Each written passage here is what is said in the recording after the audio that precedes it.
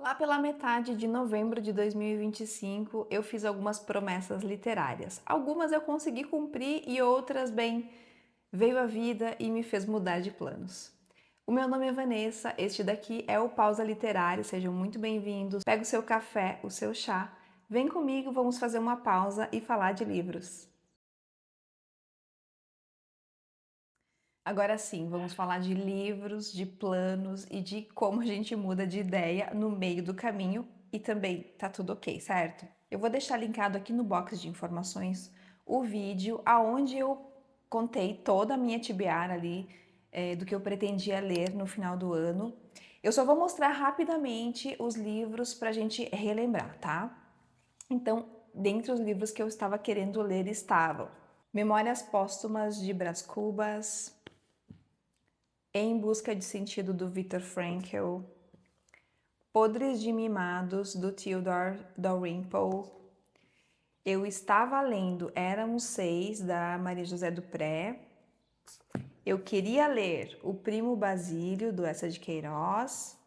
Também Guerra, Adorável Guerra, da Julie Berry. E um outro livro que já não está mais aqui comigo, que era Casamento em Dezembro, da Sarah Morgan, se eu não me engano, eu vou deixar a capinha aqui do lado para vocês verem, tá?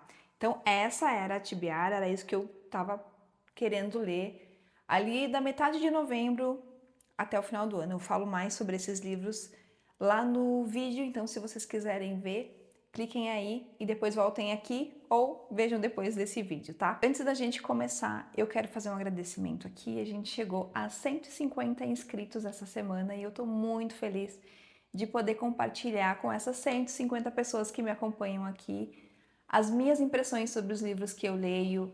Também estou adorando interagir com vocês nos comentários. Essa é uma das melhores partes, com certeza, porque ali a gente troca ideias e experiências sobre leitura. Então, sejam todos bem-vindos. Muito obrigado pela companhia e vamos continuar conversando, tá bem?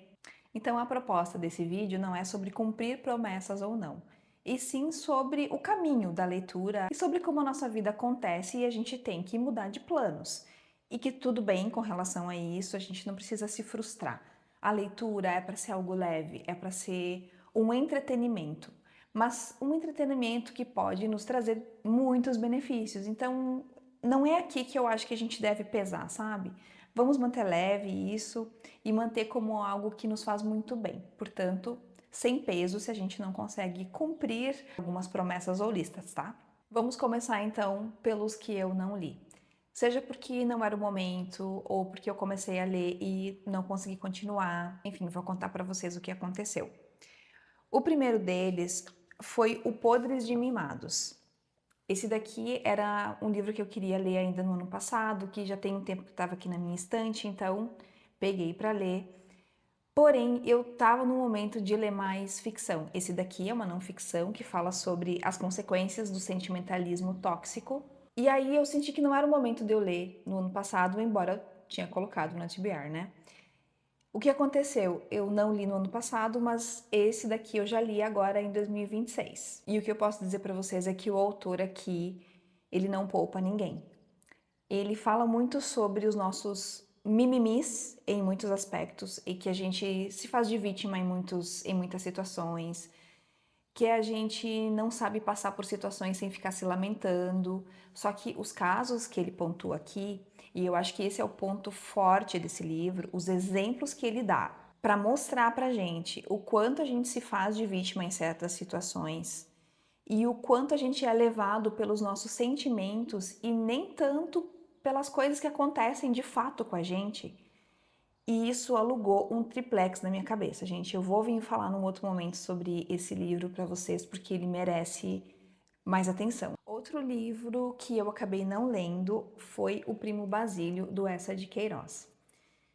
Eu abri, eu li as primeiras frases, mas eu tava numa semana meio corrida e eu acabei deixando e pensei, vou pegar em outro momento e acabei não pegando novamente. Ele tá aqui no meu radar ainda, eu quero ler, eu lerei ele, mas não aconteceu em dezembro. E aí, os dois contemporâneos que eu tinha separado para ler, um é o Casamento em Dezembro, vou deixar a capinha aqui do lado, porque esse do Casamento em Dezembro, da Sarah Morgan, eu acabei já levando num sebo que tem aqui na minha cidade, o Sebo Jardins, vou deixar o Instagram deles aqui embaixo para vocês conhecerem, porque, gente, eu não consegui ler esse livro. Ele é um romance contemporâneo, daqueles rapidinhos, fáceis de ler, vira a página, só que eu não consegui me envolver com a história. Não funcionou para mim. Eu li umas 20, 30 páginas e eu tava sofrendo de voltar a ler aquilo. Então, o que eu fiz? Parei, deixei ele um pouquinho parado lá para ver se eu ia conseguir retomar. Não consegui retomar e depois eu olhei para ele e pensei que talvez outra pessoa goste de lê-lo, por isso já passei ele para frente. E outro que eu não consegui ler, porque eu comecei, tá até marcado aqui, ó. Eu li umas 100 páginas, gente, desse daqui, Guerra, Adorável Guerra, mas não fluiu mais. Só que esse daqui é um livro que eu queria tanto ler, é uma edição tão bonita da Dark Side, que esse daqui eu não passei para frente ainda, tá aqui para tentar dar mais uma chance em outro momento. Me contem aí se vocês já leram esse livro e se vale a pena insistir um pouquinho, porque ele é um livro um pouco grande. Ele tem aí mais de 400 páginas e às vezes no começo assim a gente não é fisgado, mas depois vale a pena. Então, se vocês já leram, me contem aí se vale a pena eu insistir um pouquinho mais nesse. E agora eu vou contar para vocês os que eu estava lendo quando eu gravei aquele vídeo das metas do final do ano e que eu consegui finalizar ainda em novembro. Aí depois eu vou contar os que eu li em dezembro. Eu até cheguei a comentar no vídeo e mostrei para vocês que eu estava lendo esse daqui, O Jogo dos Desejos, da Meg Schaeffer. Eu tinha lido uns 50% dele e eu estava gostando bastante. E no final eu gostei muito mesmo. Ele é um livro contemporâneo bem legal, bem vira-página, divertido e que prende a gente assim numa leitura leve e que é bem aconchegante. Aqui nessa história a gente tem a Lucy. Ela é uma professora do jardim de infância ou dos primeiros anos e ela quer adotar o Christopher, mas ela não tem condições financeiras para adotar ele naquele momento, então ela concorda em participar de uma competição, de um jogo. Então ela e mais alguns outros competidores são convidados a ir até a casa de um escritor que ela e o Christopher gostam bastante e que faz tempo que ele não escreve livro algum, porém eles ficam sabendo que ele escreveu um livro e que ele vai dar este livro para o vencedor deste jogo, dessa competição que a Lucy vai participar. É um livro que prende bastante, porque como é um jogo, você quer saber as próximas etapas do jogo e como é que as pessoas vão se sair, mas não é focado nesse jogo, é focado no relacionamento da Lucy, do Christopher, desse autor, do porquê que ele parou de escrever livros, do porquê que ele é escritor e de outros personagens que aparecem aqui, muito legal. Tem um romance também que permeia a história, mas não é o foco principal. Livro gostoso, um contemporâneo que valeu a pena ler. Eu também li, então no final ali de novembro, Éramos Seis, da Maria José Dupré, e esse daqui foi um novelão lindo. Aliás, eu já tinha visto a adaptação, já contei para vocês num outro vídeo, que eu vi a adaptação, que passou no SBT em 94, se eu não me engano, e eu gostei bastante, e eu descobri que ele tem uma continuação que se chama Dona Lola, e eu tô bem curiosa para saber dessa continuação. Não sei se esse ano, porque eu tenho que adquirir esse livro ainda, mas eu fiquei curiosa para ler o Dona Lola. E um outro que eu terminei em novembro, e esse daqui, uau, esse daqui foi maravilhoso, do Érico Veríssimo, O Tempo e o Vento, parte 2, O Retrato. Esse livro aqui, grandão, acho que tem mais de 500 páginas. Tem quase 600 páginas. É o livro 2 da saga O Tempo e o Vento. No ano passado eu também li a parte 1 e foi o meu livro preferido do ano passado. A parte 2 é muito maravilhosa também, mas aqui tem uns outros aspectos, outros personagens. Porém, a escrita do Érico Veríssimo é tão envolvente, a gente se sente tão imerso na história que vale muito a pena. Então, esse daqui também eu terminei lá no final de novembro. Antes de eu mostrar para vocês as leituras de dezembro, eu quero contextualizar um pouquinho, porque foram 7 leituras. Eu consegui ler todos esses livros porque a partir do dia 20 de dezembro eu estava em férias. E embora a minha pequena de 6 anos também estava em férias escolares, a gente conseguiu dar um jeito de conciliar as férias escolares dela com as minhas férias, para eu conseguir ler um pouquinho mais. Então, por isso que eu consegui ler esses livros que eles extrapolaram um pouco o número de livros que eu normalmente leio dentro de um mês, que é mais ou menos um livro por semana, mas porque eu tenho uma organização que me permite ler esses livros. Eu vou deixar linkado aqui também no box de informações o vídeo que eu gravei sobre como eu leio. Lá eu conto para vocês como é que é a minha organização de leitura, caso vocês queiram saber. Então, o primeiro livro que eu quero conversar com vocês é Memórias Póstumas de Brás Cubas, do Machado de Assis. Gente, o que eu me diverti lendo esse livro, algumas certezas que eu tenho.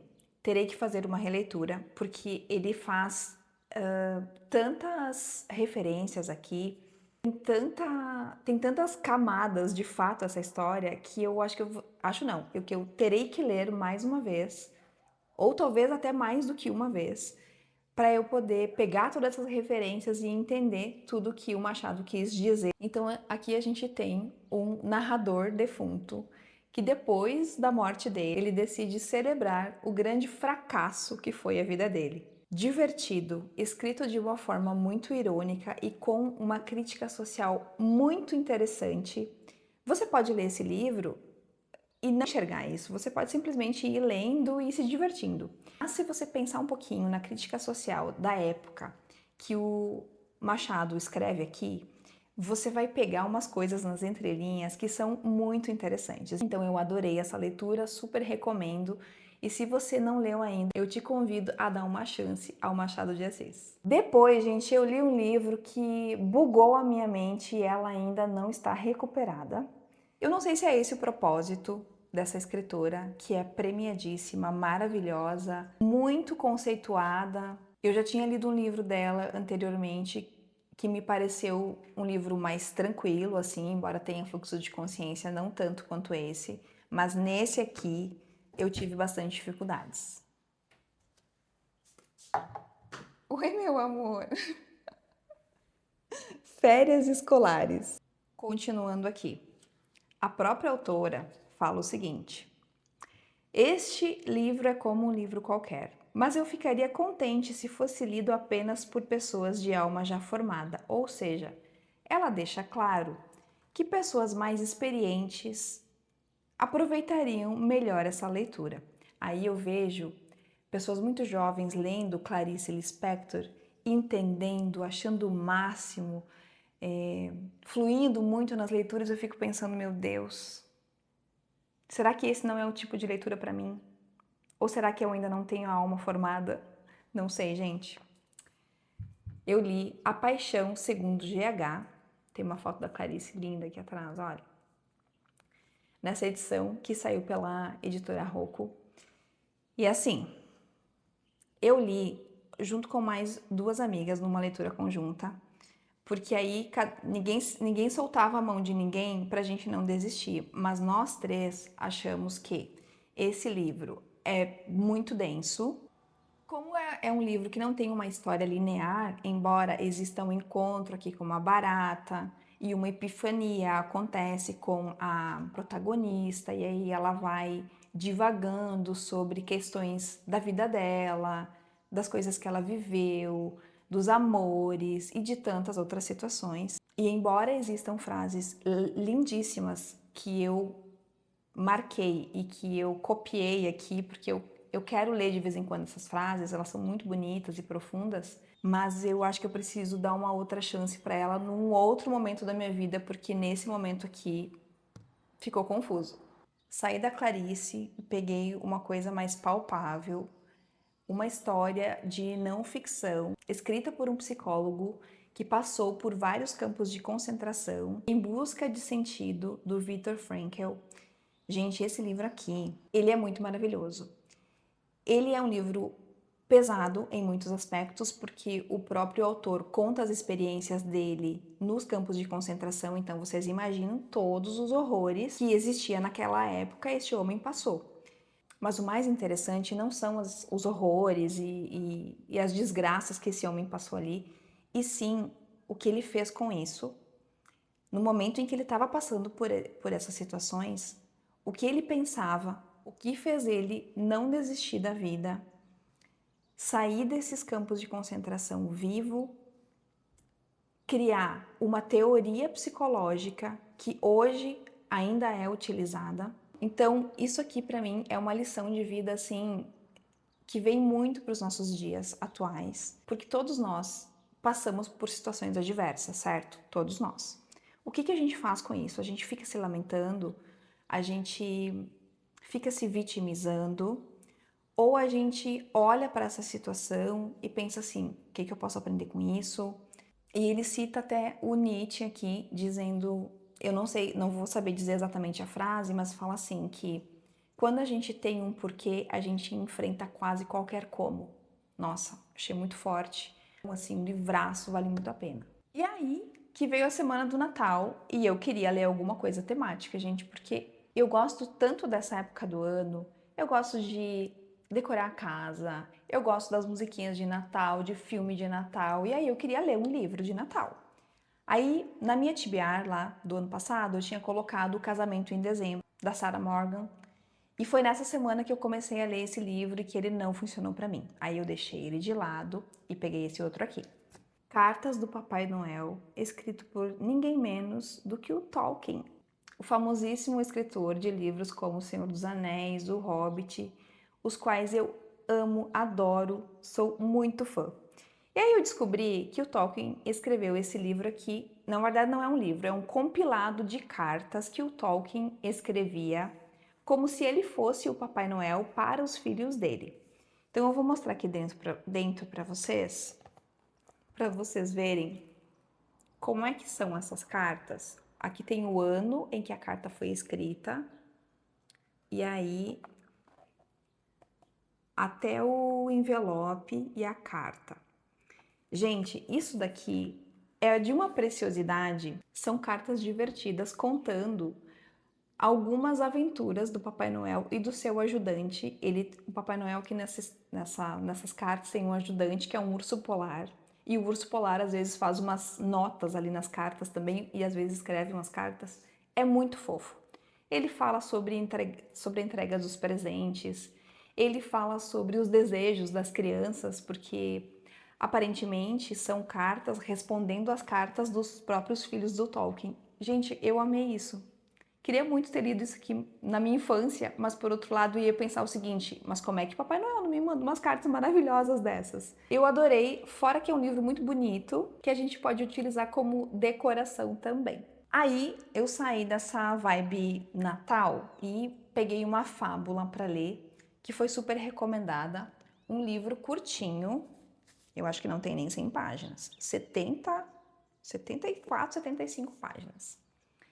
A Mercadoria Mais Preciosa, do Jean-Claude Grumbert, um autor francês. Então, aqui nessa fábula, o autor nos conta a história de dois lenhadores que vivem numa floresta ao lado de uma ferrovia. E a lenhadora, ela fica observando esse trem e ela fica pensando o que esse trem transporta. Ela gostaria muito de saber o que é, ela acha que são mercadorias às quais ela não tem acesso, porque eles moram ali no meio da floresta, são muito pobres, têm uma casa muito simples, não têm acesso a muitos recursos, então ela fica pensando que ali nesses trens que passam ali são transportadas mercadorias maravilhosas que ela gostaria de conhecer. Até que um dia ela está observando uma ferrovia passar quando um pacote é lançado de dentro do trem. E ela vai ver do que se trata esse pacote. E é um bebê. E ela pega esse bebê para criar. E aí a história conta um pouquinho da pessoa que lançou esse bebê para fora do trem, conta o antes e o depois da história dessa criança e conta um pouco da vida dessa criança depois que ela foi salva por essa lenhadora. Gente, o lado bom, o lado bonito e o lado horrível do ser humano retratado em pouco mais de 70 páginas.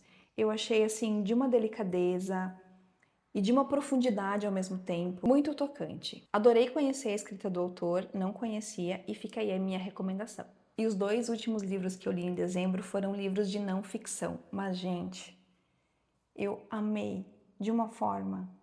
O primeiro que eu quero mostrar para vocês é o Se Eu Soubesse, do Carpinejar. O Fabrício Carpinejar é um poeta gaúcho. Se vocês não conhecem ele, por favor, vão lá olhar o Instagram dele, porque ele publica textos belíssimos, de uma delicadeza, de uma profundidade, de uma humanidade maravilhosos.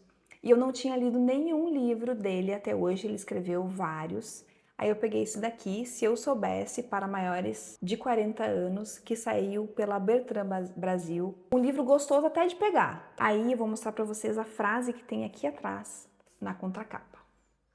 Terapia é o tempo que você tira para estudar a si mesmo e ir bem nas provas da vida. Aqui ele já tinha me ganhado, tá? Mas a forma como esse homem escreve aqui, ao mesmo tempo em que o Carpinejar vai contando as próprias histórias aqui nesse livro, a gente vai revisitando lugares afetivos esquecidos no tempo, da nossa própria vida. É muito bonito, é muito tocante, é escrito de uma forma tão linda. Eu ri, eu chorei, eu me deliciei. E eu quero ler um trechinho aqui para vocês, que é também muito maravilhoso. Se eu soubesse o que eu sei, não me economizaria. Estaria imerso e inteiro nas palavras ditas e ouvidas, armazenando saudade para os dias solitários do futuro. Lindo, né, gente? Lindo, lindo, lindo. Foi para encerrar o ano assim, com muita amorosidade. Eu super, super recomendo essa leitura, não só para quem tem mais de 40, mas quem tem mais de 40 vai aproveitar de uma forma muito legal. E por último, um livro que eu já tinha começado a ler em novembro. Eu recebi esse livro das mãos da própria autora, a Tatiane Bolfi, e eu tô falando de Ele Sempre Esteve Aqui, Como Deus Age Quando Não Estamos Enxergando. Esse livro, gente, eu deixei na cabeceira da minha cama, e aí toda noite eu lia um pedacinho. São capítulos curtos, de 1 ou 2 páginas, para a gente refletir sobre a presença de Deus nas nossas vidas. E aí, no final de cada capítulo, ela, além de deixar uma oração bem linda para a gente fazer, ela faz um convite. Por exemplo, você tem separado um tempo para estar com Deus? Ele não está distante, nunca esteve. Ele te espera todos os dias, no secreto, no silêncio, no simples ato de abrir o coração e dizer: Pai, estou aqui. Tem um espaço aqui para a gente escrever, se a gente quiser, né, sobre a leitura que a gente fez. E aí eu fui lendo todas as noites, um pouquinho antes de dormir, comecei ali em novembro e terminei esse livro aqui no último dia de dezembro. Independente da religião que você tenha ou que você não tenha, eu acho isso aqui um ótimo convite a gente apreciar os pequenos e grandes momentos da nossa vida. E eu sinto que esse livro foi escrito como um afago, assim, no coração das pessoas. Então fica aí a minha indicação dessa autora nacional de um livro que eu amei muito. Então, gente, com esse vídeo eu quis mostrar para vocês que, embora a gente faça alguns planejamentos, como eu tinha feito da minha TBR do final do ano, acontecem coisas no meio do caminho que fazem a gente mudar de ideia, e foi muito legal dividir com vocês aqui o como isso aconteceu na minha vida. Então, se você gosta desse tipo de conversa sobre literatura real, se inscreve aqui no canal, compartilha esse vídeo com alguém que também pode gostar e me conta se você costuma seguir a sua TBR ou a sua vida muda de planos também. Muito obrigada para quem ficou até aqui, um beijão e até o próximo vídeo.